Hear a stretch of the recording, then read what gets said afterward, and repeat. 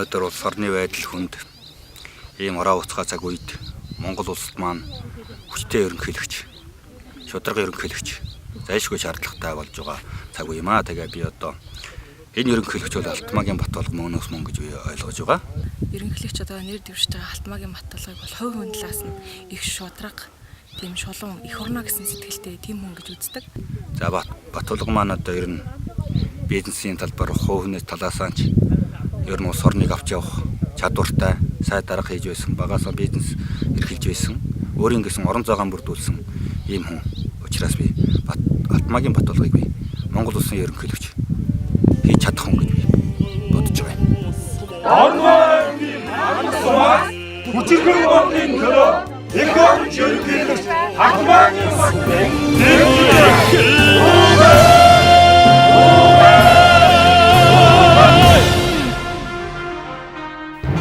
Хүчирхэг Монгол улсыг цогцолох эх орон ерөнхийлөгч Алтмаагийн Бат толго